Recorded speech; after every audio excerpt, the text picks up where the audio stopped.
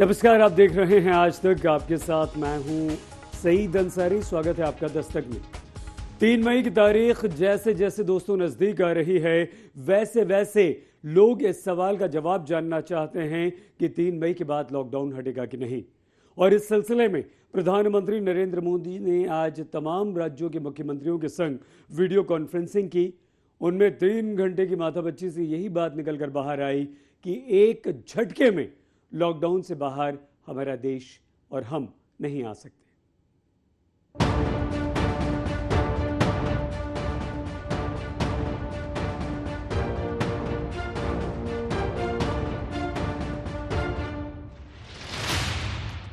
राज्य के मुख्यमंत्रियों के साथ प्रधानमंत्री नरेंद्र मोदी की इस वीडियो कॉन्फ्रेंसिंग की तरफ समूचा देश एक प्रश्नवाचक भाव से देख रहा था।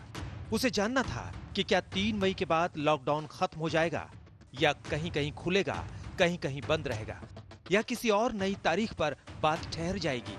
करीब 3 घंटे की माथापच्ची के बाद अभी बात पूरी तरह खुलकर नहीं आई है। कोविड-19 की चेन को हम तभी तोड़ पाएंगे अगर लॉकडाउन के नियमों का अच्छी तरह से पालन हो।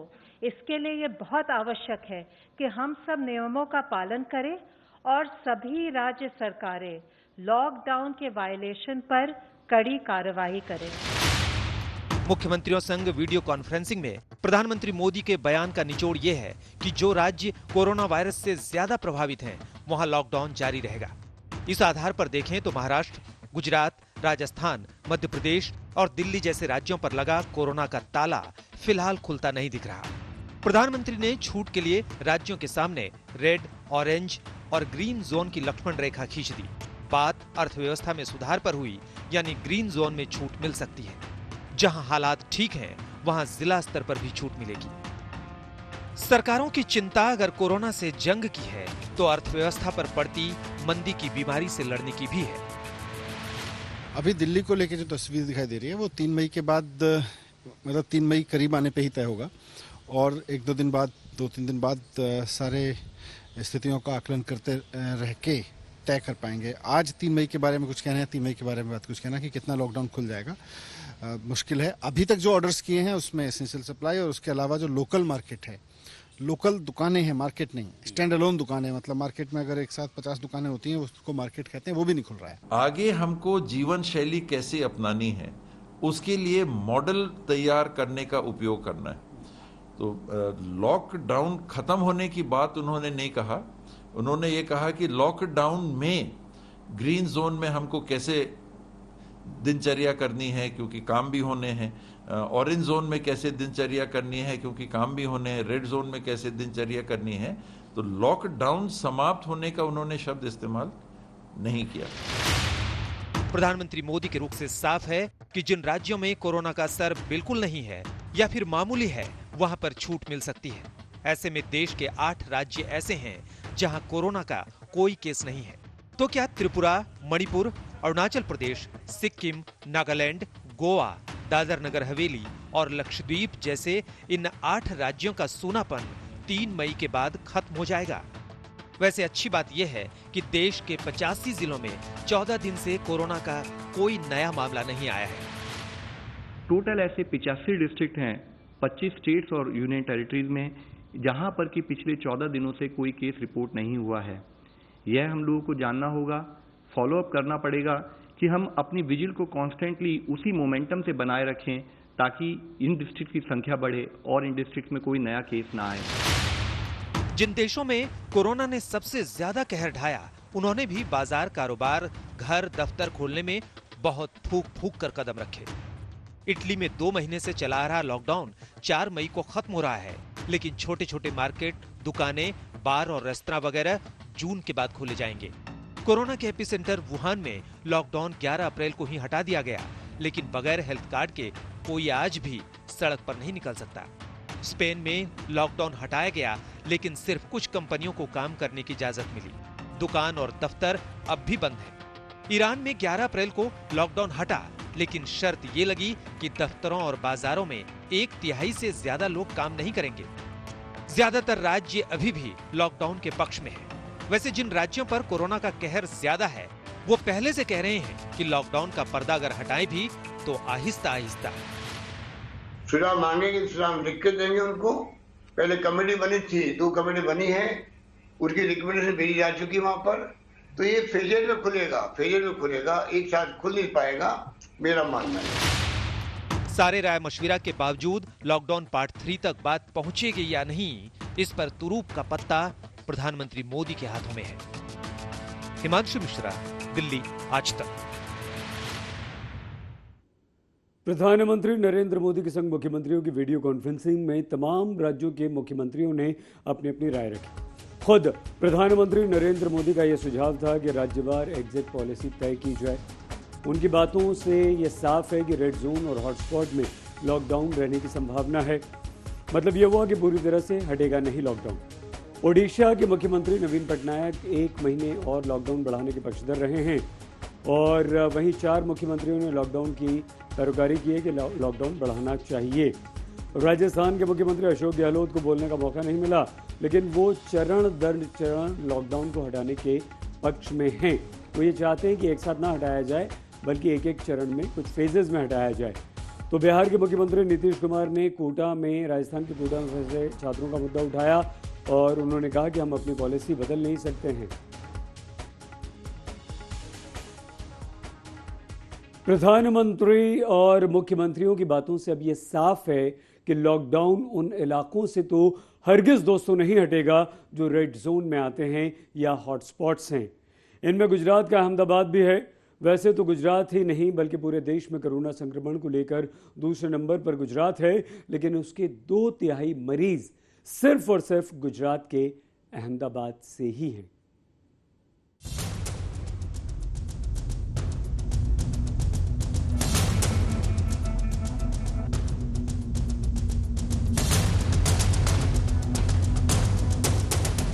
अपने 600 साल के वजूद में अहमदाबाद ने अपने वजूद पर ऐसा खतरा पहले कभी नहीं देखा था। बड़े बड़े बादशाहों और राजाओं की तलवार से जो अहमदाबाद कभी डरा नहीं, उसके सिर पर एक अदृश्य वायरस काल बनकर नाच रहा है। कोरोना के कारण आलम यह है कि एक तरफ समूचा गुजरात है, दूसरी तरफ अकेले अहमदाबाद है। पूरे गुजरात में संक्रमित लोगों की संख्या 3,301 है और सिर्फ अहमदाबाद में ही 2,181, यानी पूरे राज्य का करीब 55%। गुजरात में अब तक कोरोना से मरने वालों की संख्या 151 हुई है, जिनमें से अहमदाबाद से ही 104 है। गुजरात में रविवार तक 24 घंटे में 18 लोगों की कोरोना से मौत हुई और ये सभी लाशें अहमदाबाद से उठी। आलम यह है कि इस शहर ने कोरोना से मौत में मुंबई को भी पीछे छोड़ दिया है। एक हफ्ते में मुंबई में कोरोना से 65 मौतें हुई और अहमदाबाद में 67। गुजरात में लॉकडाउन के बावजूद बढ़ते कोरोना पॉजिटिव के आंकड़े गुजरात की विजय रूपानी सरकार के लिए चिंता का विषय बने हुए हैं। इस वक्त हम मौजूद हैं अहमदाबाद के दिल्ली दरवाजा पे और यहाँ पे आप देख सकते हैं जो ट्रैफिक जो लोग अपनी ज़रूरतों के लिए बाहर निकल रहे हैं उसी तरीके के लोग हैं। और खास करके यहाँ पे आप देख सकते हैं क्योंकि ये पुराना अहमदाबाद का इलाका है, यहाँ पे जो मूवमेंट कहीं ना कहीं देखने मिल रही है, क्योंकि लोग ये कह रहे हैं कि वो अपनी जीवन जरूरियात की चीज़ों को लेने के लिए बाहर निकले। लेकिन यहाँ पे कुछ इस तरीके से पॉइंट बनाए गए, आप देख सकते हैं, जहाँ पे जो टीम है वो थर्मल गन से इन सबका चेकिंग कर रही है। शहर का हाल कितना बुरा है इसका अंदाजा आप इस बात से लगा सकते हैं कि सिविल हॉस्पिटल में 470 से ज्यादा मरीज भर्ती हैं। प्रशासन डरा हुआ है कि अगर चक्रवृद्धि ब्याज की तरह कोरोना मरीज बढ़ते गए तो क्या होगा। આપણા અમદાવાદ શહેરમાં 17મી એપ્રિલના રોજ ટોટલ 600 કેસ હતા અને 20મી એપ્રિલ 3 દિવસમાં એ ડબલ થઈને 1200થી વધુ થઈ ગયા। એટલે 17 થી 20 એપ્રિલની વચ્ચે આપણું કેસ ડબલિંગ રેટ 3 દિવસનું હતું, એટલે દર ત્રીજા દિવસે કેસો ડબલ થતા હતા। आखिर क्यों अहमदाबाद बन गया गुजरात का वुहान? इसको लेकर एक कारण तो जमात के लोगों को ही माना जा रहा है। जमात से बढ़ी अहमदाबाद की आफत। गुजरात से तबलीगी जमात के करीब 200 लोग मरकज में शामिल होने दिल्ली आए थे, लेकिन जब कोरोना का वायरस फैला तो ये लोग भी दिल्ली से निकल आए और गुजरात के अलग अलग हिस्से में चले गए। उनमें से बड़ी संख्या में ये अहमदाबाद में पहुंचे। जमात के अलावा ये भी माना जा रहा है कि अहमदाबाद की घनी आबादी भी कोरोना का कैरियर बन गई। घनी आबादी के कारण बढ़ा कोरोना। अहमदाबाद के पुराने इलाकों में जमालपुर, दानी लिमडा, बहरामपुरा, शाहपुर दरियापुर और खाड़िया जैसे इलाके शामिल हैं। ये इलाके बेहद सघन आबादी वाले हैं। इस बीच अहमदाबाद में कांग्रेस पार्षद बदरुद्दीन शेख की कोरोना से मौत ने बड़े खतरे की घंटी बजा दी है। बदरुद्दीन से मेरी लगातार बात होती रहती थी। वो कहते थे कि कोरोना वायरस को चलते गरीब लोग बहुत दुखी है, मेरे घर तक आ जाते हैं, फिर मैं उसे मिलने से कैसे मना कर सकता हूँ। मैं जाता हूँ, उनकी आवाज़ सुनता हूँ और जो भी ऑफिसर्स है उनके तक उन गरीबों की आवाज़ पहुँचा के जो भी मदद हो सकती है वो गवर्नमेंट से भी और अपने से जो हो सकता है वो करवाने की मैं कोशिश में लगा हूँ। यही सेवा करते करते खुद को कोरोना वायरस हो गया। कोरोना के कारण तो तमाम हो सकते हैं, लेकिन अहमदाबाद को अभी जरूरत निवारण की है, क्योंकि ये शहर तो आज कोरोना के ज्वालामुखी के मुहाने पर खड़ा हो गया है। अहमदाबाद में गोपी घांगर के साथ आज तक ब्यूरो। हमारे देश में सबसे पहले जहां जहां से कोरोना संकट का आगाज और शुरुआत हुई, उनमें से आगरा भी एक है। शुरुआत में ही आगरा से कोरोना के संक्रमण को रोकने के लिए कंटेनमेंट प्लान बनाया गया, जो आगरा मॉडल के नाम से मशहूर हुआ। लेकिन आगरा में स्थिति बिगड़ती गई। शहर के मेयर ने मुख्यमंत्री को वेदना भरा एक पत्र लिखा। हालांकि बाद में उन्होंने मुख्यमंत्री की तारीफ की, लेकिन विपक्ष ने इसे मुद्दा बना ही लिया।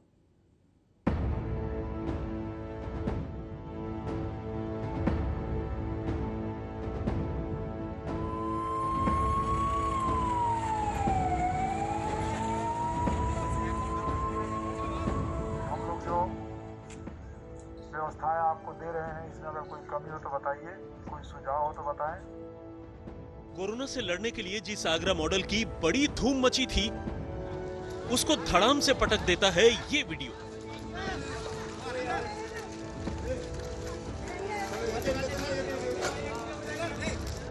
ये तस्वीर आगरा के एक क्वारंटीन सेंटर का है, जिसमें लोहे के गेट के उस पार क्वारंटीन किए गए लोग खाने पीने के सामान के लिए मारामारी कर रहे हैं।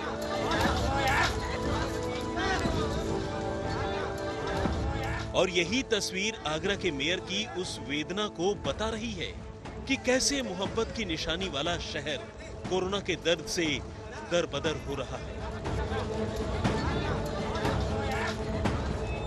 आगरा में कोरोना को रोकने के लिए हर दांव आजमाए गए। लॉकडाउन, बंदी, हॉटस्पॉट, टेस्टिंग, कंटेनमेंट, सब कुछ। लेकिन हालात क्या है, इसे आप शहर के मेयर से ही सुन लीजिए।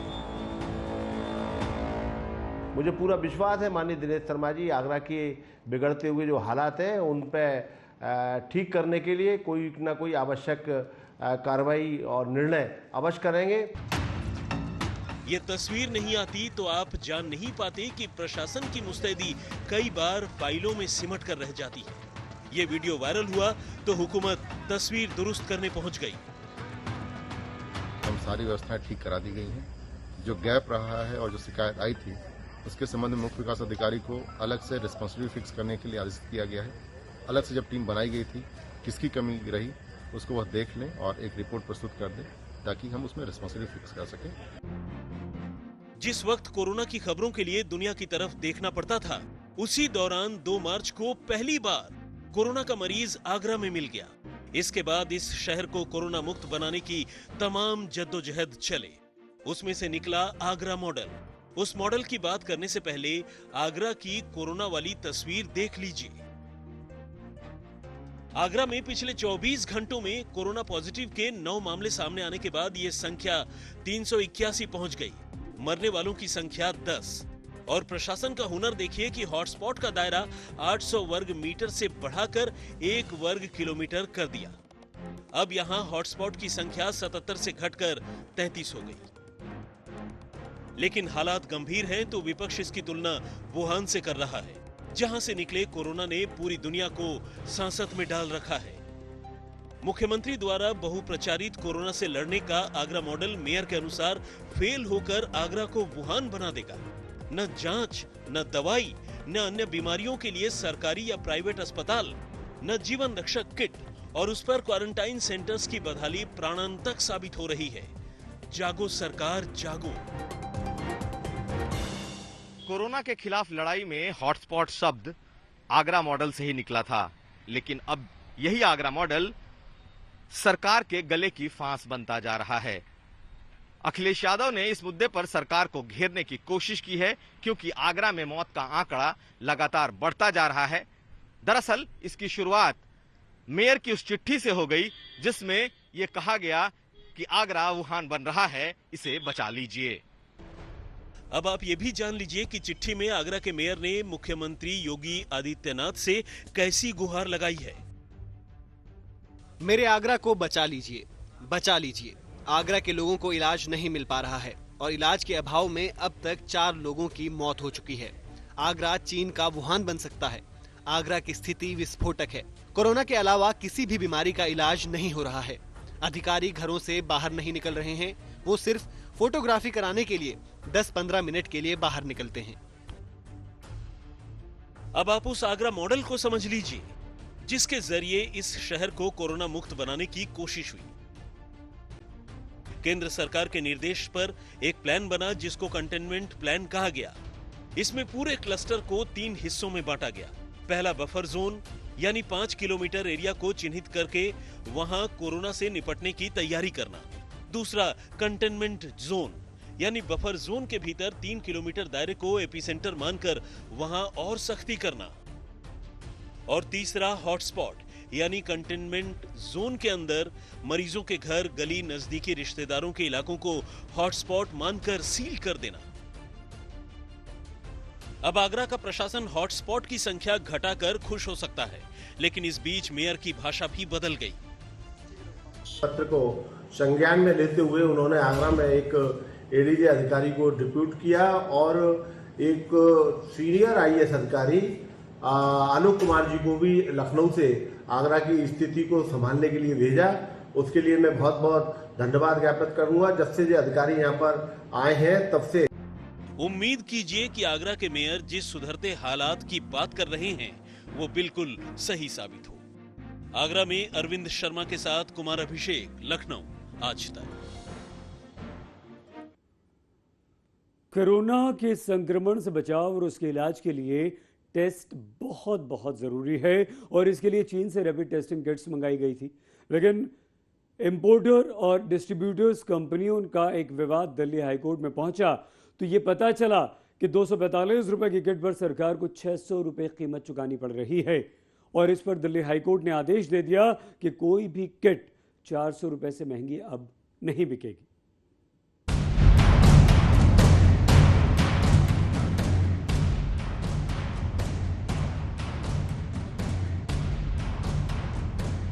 जिस दुश्मन से दुनिया त्रस्त है उस कोरोना की पहचान के लिए इस्तेमाल होता है ये रैपिड टेस्टिंग किट्स। इन किट्स से पता चलता है कि कोई शख्स कोरोना का मरीज है या नहीं। इसके लिए Indian council for medical research यानी ICMR ने चीन से जो किट्स मंगाए उस पर दिल्ली हाईकोर्ट ने ही मुनाफाखोरी को लेकर एक बड़ा सवाल खड़ा कर दिया। चीन से मंगाई गई कोविड रैपिड टेस्ट किट में बड़ा खुलासा। दिल्ली हाईकोर्ट ने खोली मुनाफाखोरी की पोल। 5 लाख किट्स लाने पर बिचौलिए कंपनियों का 145% मुनाफा। अदालत ने दिया दाम में 33% कटौती का आदेश। एक तरफ कोरोना से जंग जीतने के लिए सरकार से लेकर आमो खास तक ने अपना सब कुछ झोंक दिया है, तो दूसरी तरफ कोरोना किट को बेचने के लिए भी इन कंपनियों ने मुनाफाखोरी शुरू कर दी। अगर इन लोगों का झगड़ा कोर्ट तक नहीं पहुंचता तो ये बात सामने ही नहीं आती कि तकरीबन 150% मुनाफाखोरी पर कोरोना किट ये लोग मुहैया करा रहे थे। अब आपको इस रैपिड टेस्ट किट के आयात की पूरी कहानी विस्तार से बताते हैं। ICMR ने 27-28 मार्च को 5 लाख किट्स के आदेश दिए। कोर्ट में जिरह के दौरान पता चला कि किट्स निर्माता चीनी कंपनी विंडफो ने इस SARS-CoV-2 एंटीबॉडी टेस्ट किट की कीमत $3 अमेरिकी प्रति किट लगाया था। डॉलर की कीमत 75 रुपए के हिसाब से $3 यानी 225 रुपए हुए और उस पर 20 रुपए GST और अन्य दूसरे खर्च। इस आधार पर अदालत ने एक किट की कीमत 245 रुपए तय पाया, लेकिन किट्स को इंपोर्टर कंपनी मैट्रिक्स लैब्स ने distributor rare Metabolics Life sciences को 400 रुपए प्रति किट के हिसाब से बेची। रेयर मेटाबॉलिक्स ने 600 रुपए की सरकारी दर पर इसे सप्लाई की। इन 5 लाख किट्स में 2,76,000 किट की सप्लाई हो चुकी है, जबकि 2,24,000 किट आनी अभी बाकी है। इस आधार पर देखें तो 5 लाख किट्स की कीमत 12 करोड़ 25 लाख रुपए हुए, लेकिन भारत में आते आते 600 रुपए के हिसाब से ये कीमत हो गई 30 करोड़। लेकिन हाईकोर्ट ने साफ कर दिया कि 245 रुपए वाली किट्स 400 रुपए से ज्यादा दाम पर नहीं बेची जाएगी। इस आधार पर कांग्रेस अब सरकार को घेर रही है। 30 करोड़ रुपए की ट्रांजैक्शन में से ये 2 कंपनियों ने मिलकर 18 करोड़ और 75 लाख रुपया इसको अंग्रेजी में कहते हैं आर्बिट्राज लिया। मतलब 100% से भी ज्यादा मुनाफा ये कंपनियां आईसीएमआर को जो टेस्ट किट सप्लाई हो रही हैं उसमें कमा रही हैं। ये बात दफन रह जाती, लेकिन इसके खुलने का किस्सा भी बेहद दिलचस्प है। अगर इंपोर्टर और डिस्ट्रीब्यूटर कंपनियों में पैसे के लेन देन का लफड़ा नहीं होता तो शायद बात खुलती नहीं। दरअसल Rare Metabolics Life Sciences Private Limited और आर्क फार्मास्यूटिकल्स की तरफ से दिल्ली हाई कोर्ट में ये याचिका लगाई गई थी। इन दोनों कंपनियों ने भारत में कोविड-19 टेस्ट किट लाने के लिए मैट्रिक्स लैब से एक करार किया था। मैट्रिक्स लैब से मिलने वाले 10 लाख किट्स में 5 लाख आईसीएमआर और 5 लाख राज्य सरकारों को मिलनी थी। इनमें से 7,26,000 कोविड-19 टेस्ट किट देने के बाद मैट्रिक्स लैब बाकी की 2,76,000 किट तब तक जारी करने से इनकार कर रहा था जब तक कि उसको पूरा पैसा नहीं मिल जाए।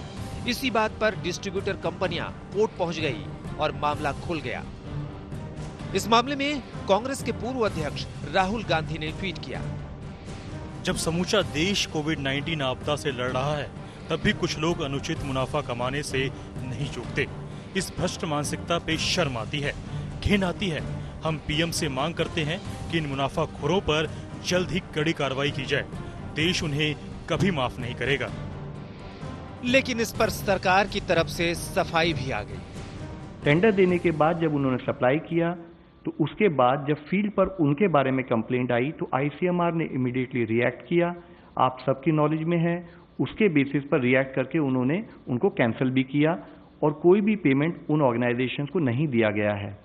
मुख्यतः जो हमें समझने वाली बात है कि हमारा एफर्ट है कि जो भी किट फील्ड में आए, अगर हम उनको लाते हैं तो कोई ऑर्गेनाइजेशन अगर हमारे को गलत डेटा देता है और फील्ड में वह उसके हिसाब से काम नहीं करता है तो उसके ऊपर रिक्वायर्ड एक्शन लिया जा चुका है।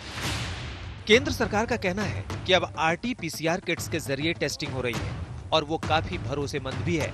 लेकिन हाईकोर्ट के फैसले के बहाने उंगली कांग्रेस ने उठाई तो बीजेपी की तरफ से जवाब आया। यहाँ सवाल है 130 करोड़ हिंदुस्तानी को बचाना। एक तरफ कहते हैं कि कोरोना का किट मंगाइए, उसकी ज्यादा टेस्टिंग कीजिए, और जब कोरोना का किट मंगाया जाता है तो उसके बारे में तरह तरह के आरोप गढ़ने का काम जो राहुल गांधी और कांग्रेस पार्टी कर रही है, ये दुर्भाग्यपूर्ण है। कांग्रेस को कोरोना पर इस तरह की ओछी राजनीति से बाज आना चाहिए। एक तरफ देश में कोरोना के कारण पेट भरने की चिंता में गलते लोग हैं तो दूसरी तरफ वैसे लोगों की कमी नहीं जो महामारी को भी अपने मुनाफाखोरी का जरिया बना देते हैं। दिल्ली में पूनम शर्मा के साथ आज तक ब्यूरो। महाराष्ट्र आज भी कोरोना का सबसे बड़ा केंद्र बना हुआ है और उसमें भी मुंबई का हाल अच्छा नहीं है, बल्कि ये कहा जाए कि बुरा है तो गलत नहीं होगा। ऐसे में तैयारी 75,000 बेड्स की हो रही है ताकि संक्रमित लोगों का पूरा इलाज वहां दोस्तों हो सके।